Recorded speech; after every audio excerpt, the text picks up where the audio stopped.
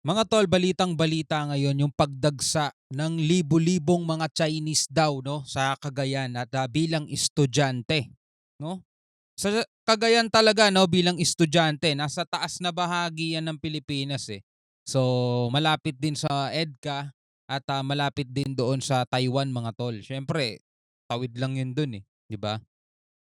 So ano kaya ang dahilan at dagsa mga nasa 4,600 daw eh. Napakarami nun mga tol bigla silang dumagsa sa eto malapit sa mga EDCA site sabi rito sa report mga kapatid. Ito pakita ko sa inyo. Mula sa PTV, yan oh. Paglobo ng bilang ng mga Chinese malapit sa mga EDCA site, major seaport at airport mga tol. Uy, mukhang hindi natin namamalayan mga tol. Sinasakop na pala tayo. 'Di ba? Hindi natin namamalayan sinasakop na pala tayo mga tol. Ganon katindi ang mga 'yan. Eto panoorin natin 'tong balitang 'to mula rito sa PTV Philippines. Bigyan natin 'to ng reaksyon pero bago natin 'to simulan, syempre 'wag mong kalimutan mag-subscribe mga kapatid dito sa ating YouTube channel para maging updated ka sa mga bago nating reaction video and commentary. At syempre paki-like mo na rin 'tong video na 'to para lalo pang ma-recommend ni YouTube at dumami pa ang mga Pilipinong makakarinig at mabawasan naman no yung mga pro-China mga kapatid. So huwag na natin patagalin pa. Panoorin na natin 'to. Pinatututukan na ng ilang kongresista ang pagdami ng Chinese nationals malapit sa mga EDCA site, major seaport at airport sa bansa. Yan ang ulat ni Noel Talakay. Kumbaga parang meron ng Chinese invasions, di natin namamalayan mga tol kung gano'n no. Malapit sa mga seaport, malapit sa mga airport.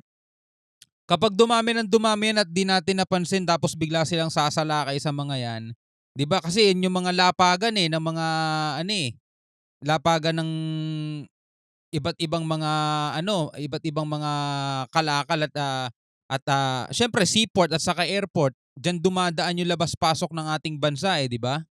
So malapit sila diyan saka sa mga EDCA sites.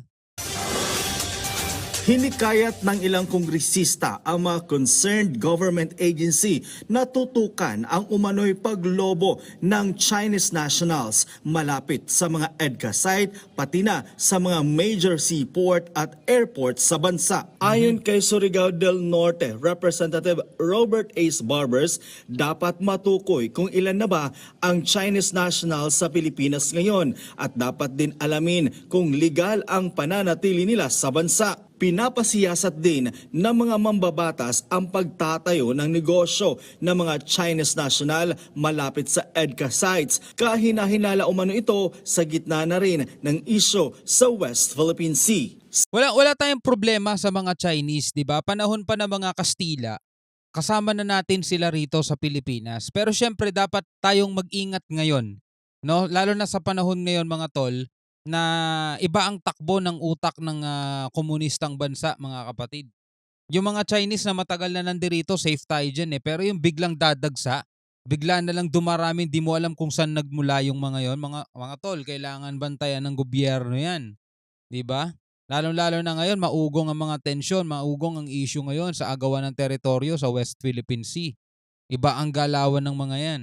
Si Cagayan Representative Jojo Lara naman naghain na rin ng hiwalay na resolusyon patungkol umano'y pagsirit ng bilang ng mga estudyanteng Chinese sa Tuguegarao City. Sinisiyasat na ng AFP kung may kahina-hinalang aktibidad ang mga dayuhan lalo't mayroong 2 EDCA sites sa Cagayan. Estudyante ba talaga? Yun ang alamin nila. What? Ilang taon na kaya yung mga yon, 'di ba? Alamin din nila yun, yung mga tamang edad. It's not just within the bounds of the AFP, sir. So meron tayo dyan how they got in the Philippines in the first place, yung legality nung pagpasok nila dito sa bansa natin. 'Di ba? Kung estudyante yan, dapat kasama niyan mga magulang niya. 'Di ba? O kaya ano yun, in teenager pa lang, bata pa lang, pinag-aaral niya na sarili niya. Sa Pilipinas pa talaga niya napili. At napakaraming school dito sa Pilipinas, sa Cagayan pa talaga. Doon talaga sila pumwesto at doon sila napakarami mga tol. Kaya hinahinala, di ba? do they have the necessary papers? And sabi nga, estudyante to. So kung meron ba silang student visas that are required? Yeah. So we are coordinating with the Bureau of Immigration, the DFA, and since students to, sir, pati yung CHED. Sa side naman po ng Armed Forces, because we are looking towards the national security implication of this, we are closely coordinating also with the Philippine National Police because they are in charge of peace and security. Una nang sinabi ng PNP na makikipagtulungan sila sa investigasyon pero wala pang naiulat sa kanila ng iligal na aktibidad na na-monitor sa mga dayuhan sa probinsya. Batay sa impormasyon, higit 4,000 Chinese national ang kasalukuyan naka-enroll sa isang private university at nangungupahan ng bahay sa Tugigaraw. Sa kapapasok na panayam ay nilinaw ni Representative Lara na maling tawagin racist ang kanyang panukala dahil kapakanan ng bansa ang nakasalalay dito. Tama. Hindi naman natin inaapi yung lahi nila eh. Hindi naman natin sila nilalait eh. Kasi ganun ang racist, di ba? Kumbaga parang iba yung pagtingin mo, tinataboy mo sila. Pero hindi ganun eh. Lalo kasi sa panahon ngayon, napakatagal na natin silang kasama rito sa Pilipinas eh. Pero ngayon kasi mas lalo dapat maging handa at mas lalo dapat maging dilat ang ating pamahalaan. Hindi pwede yung ganun, bigla na lang daw sumirit yung bilang, 'di ba? Ano ba namang klase yung mga nandirito sa Pilipinas kung ganun lang kadaling makapasok yung mga dayuhan? 'Di ba? Yung mga OFW nga sa ibang bansa, limbawa sa Taiwan o kaya sa Hong Kong, pag nakakita sila ng mga immigration officer at wala silang dala-dalang papeles nila, 'di ba? Huli talaga sila eh. Tapos dito basta-basta na lang nakakapasok ng ganun. Bigla-bigla daw lumobo sa may Cagayan bilang ng Chinese na student. Student nga ba talaga? Baka naman espiya yon, di ba? Malapit sa mga major, seaport at saka airport. Tapos malapit sa mga EDCA sites. Wow naman. Di ba? Iilan ng EDCA sites dito sa Pilipinas, tas doon pa talaga sila sa malalapit pumesto. Yan daming mga international school dito. So we are not being racist here, Ms. Mela. No, nagkataon na Chinese nationals yung 4,600 na binanggit nila. Yan no, libo-libo yan, 4,600 oh. Imagine mo kung gaano karami yan. Kahit naman anong lahi yan, kung sakali, Japanese, at sometimes Koreans nandito. Pero hindi naman ganun ang level ng naging enrollee namin dito. Tama. Actually, nothing against the Chinese naman, Ms. Mela. Tama. No? Actually, ang wife ko is Chinese descent din eh. No, but then again, hindi naman po issue yung racist tayo na pinapaimbestiga natin. Nagkataon po na ang lahi po na nandito na maraming estudyante is Chinese. At ito na, tumama din na mayroon tayong konting tension at kaguluhan sa West Philippine Sea. Nadali mo Representative Jojo Lara, 'di ba? Para doon sa mga pro-China baka iniisip kasi nila yung mga Pilipino ngayon masyado na mapang-api, 'di ba? Ang tatagal na nating kasama ang Chinese. Hindi masamang maghinala mga kapatid, lalong-lalo na ngayon meron tayong tensyon na ganito tapos bigla silang lumobo ng ganun karami. Siyempre kailangan natin talaga bigyan ng bigyan ng pansin. Kailangan talagang imbestigahan 'yan.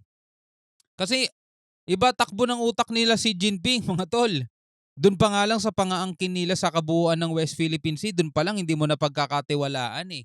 Tapos bigla-bigla, sa dami-dami ng lahi sa buong mundo mga tol, ang dumagsa ng biglaan dito, puro mga incheck, mga Chinese. Tapos sa Cagayan, lalo na ngayon mga tol, part yan ng may alert level ngayon yan, ng danger level ngayon yan dahil sa init ng panahon.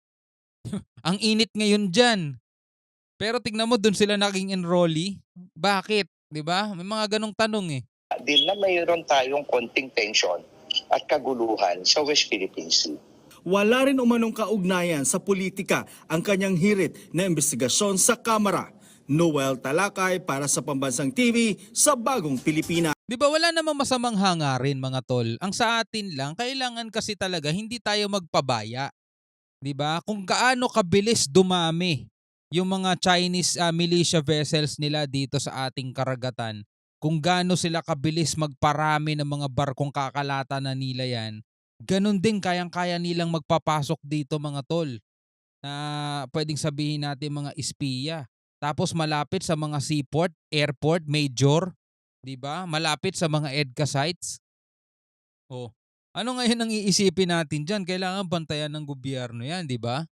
Hindi racist mga 'yun mga tol, hindi natin sa inaano mga Chinese. In fact mga kapatid, ano pa rin tayo, nakasuporta pa rin tayo sa ano, sa siyempre mga produkto nila gano'n, napapakinabangan pa rin naman natin. Hindi naman natin tinatakwil 'yun sa buhay natin mga tol, tanggapin na natin. Favorite natin mga Chinese restaurant, mga ganyan, 'di ba? May mga Chinese movie rin tayong pinapanood, 'di ba? May mga Chinese actor tayong iniidolo. Pero iba kasi yung pinag-uusapan ngayon, agawan 'to ng ano, soberanya, 'di ba? Do'n tayo may problema, eh. So, kailangan talaga natin mapagmatyag about sa bagay na 'yan. Anyway, bilang isang Pilipino, ikaw ano masasabi mo diyan? Comment ka na lang sa ibaba. Hanggang sa muli, ako nga pala si Shobaldi. Peace out.